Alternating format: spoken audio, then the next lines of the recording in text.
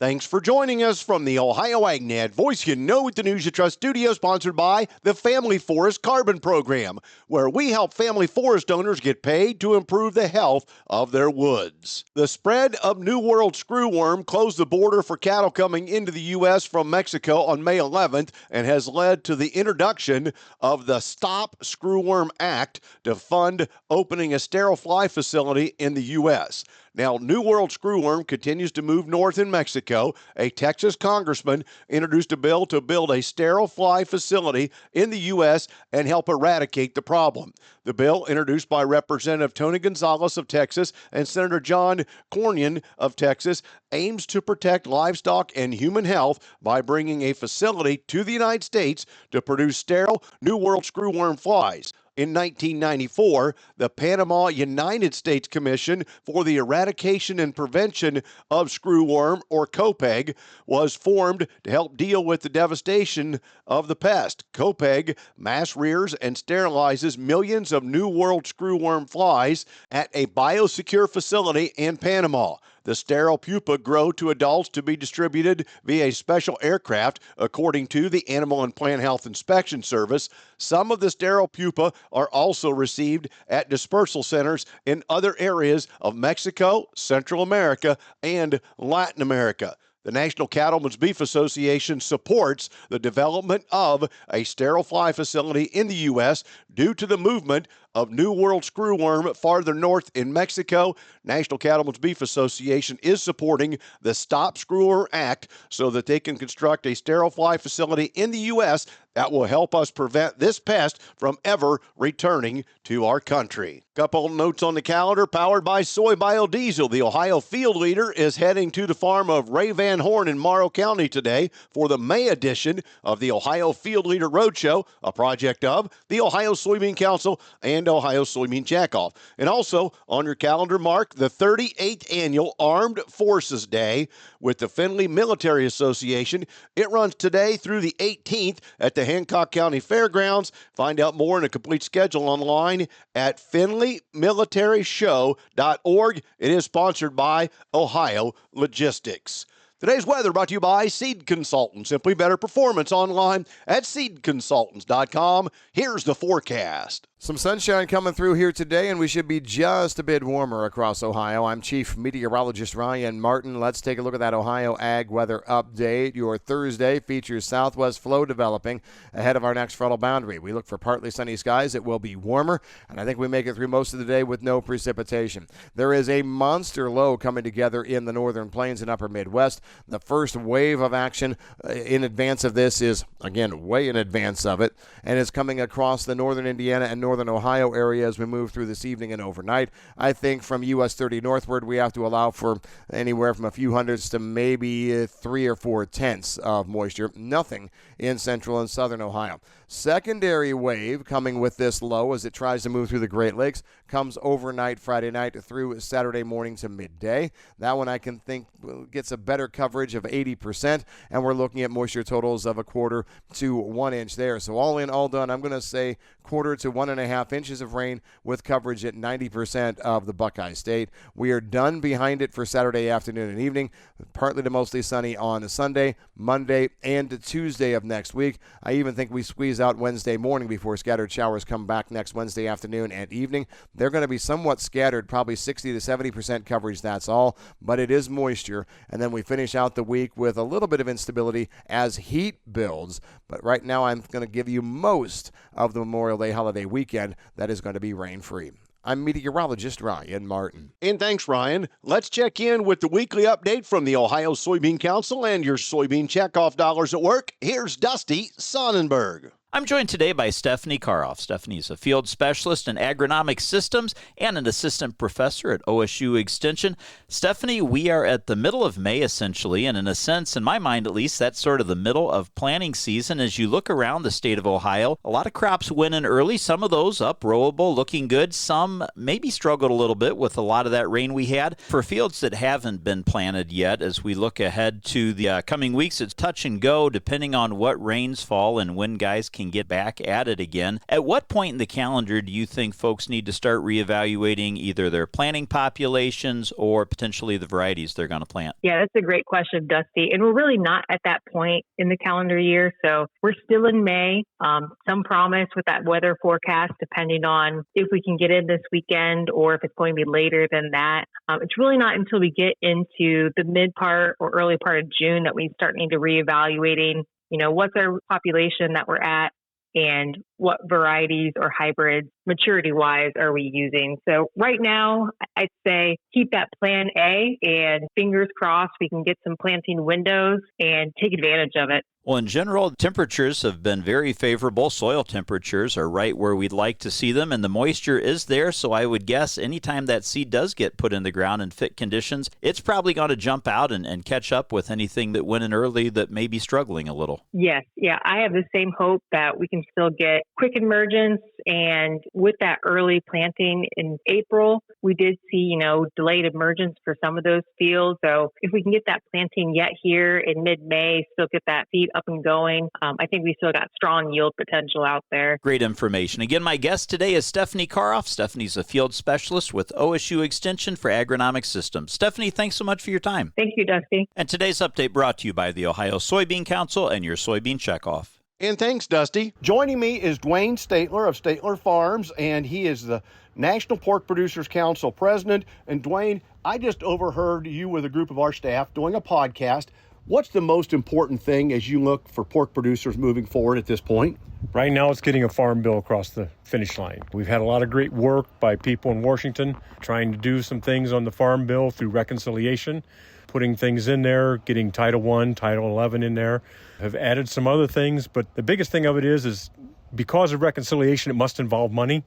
There are some things of the farm bill that don't involve money, and it's going to take those things also to help the farmers and the people in the rural areas of the United States. So, yes, we need to get this through reconciliation, and it's nice to get this done and out of the way, but we still need to get a farm bill across the line before the end of the year. Is disease prevention and disease potential management down the road a part of the farm bill or more of a part of the reconciliation? Right now, it has been introduced on the House side. Now, I don't know whether it will come in the Senate side. They did find a little bit of extra money, so there's about $60 million worth of orphan projects that were put in through the reconciliation and through the meeting between the Senate and the House, and what will be in the final bill that everybody will vote on is yet to be seen. But whether it's in the reconciliation or not, we just need a farm bill before the end of the year. All a part of protecting our food supply and making sure consumers have choice, safe, affordable choices, a project of National Pork Producers for years. Yes, we're just trying to provide good and nutritious pork for everybody. Dwayne, thanks for the update. Thank you, Dale.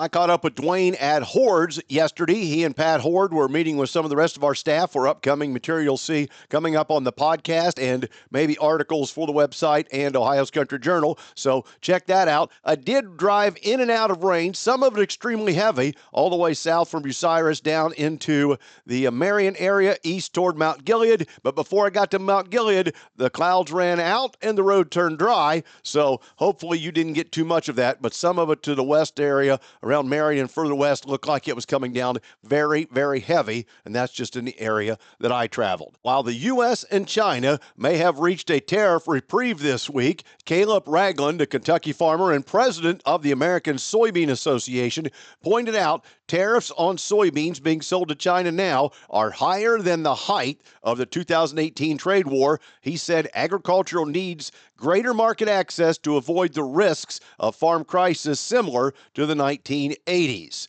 In 2018, duties on soybeans reached 30.5%, which effectively crippled the soybean exports, Ragland told senators. Currently, the combined tariffs now impose a 34% duty, even after the deal struck last week that rolled back tariffs that could have been as high as 155%.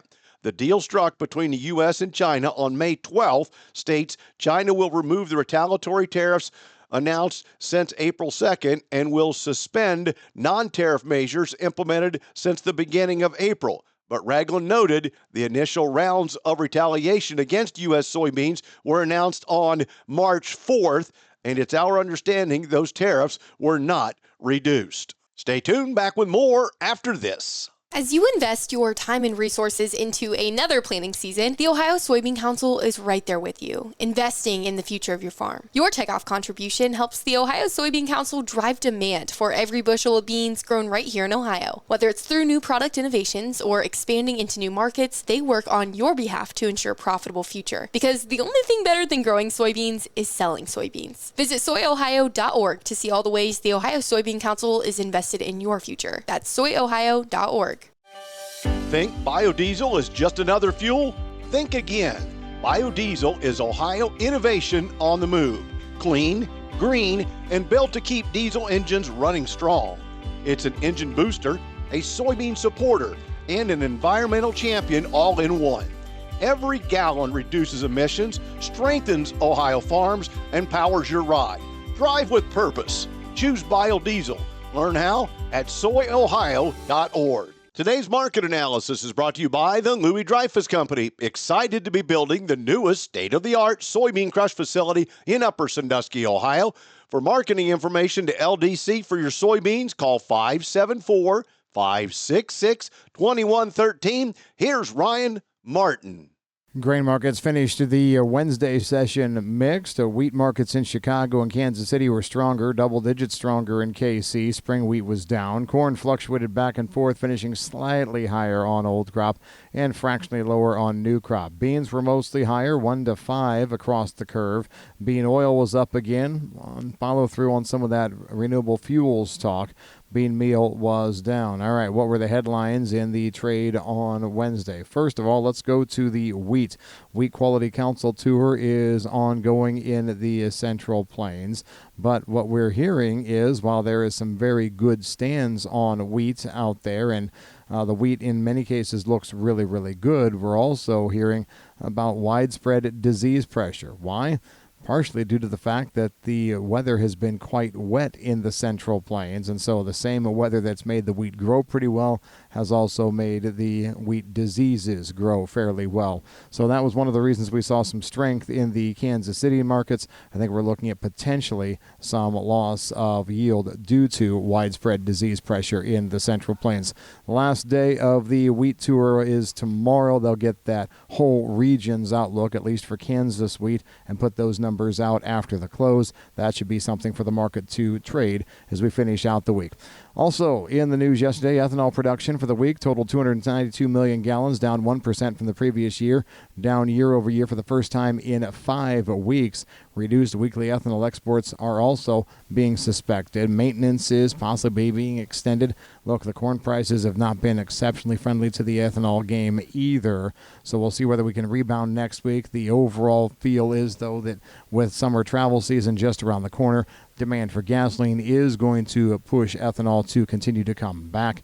No change in the USDA's ethanol grind forecast right now, as there probably shouldn't be. I'm Ryan Martin.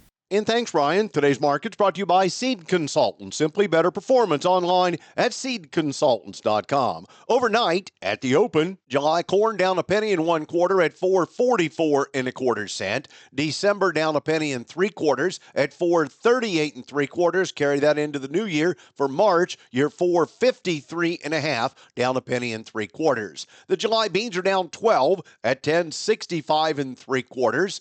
November 10.49, down 12 1/4. Carry your beans into January, you're $10.59 1/2, down 12 1/2. July wheat 5.23 1/2, down a penny and 1/4. September 5.37 3/4, and down a penny and 1/4. In livestock, June cattle, $213.95, down $2.37. Let's jump out to October at $206.50, down $1.95. And if it carried into next year, February is $207.22, down $2.20. Now, the main lean hogs survived the day up 2 cents at $91. June, $98.85, down 65. Go out to August, you're $101.65 and down 47.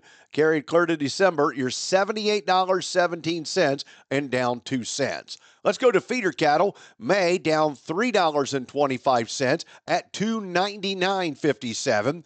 August down $4.02 at $301.97. Jump to October, you're down $4.02 at $298.97. Thanks for joining us. Have a great day, everyone. I'm Dale Minyo. This is the Ohio AgNet.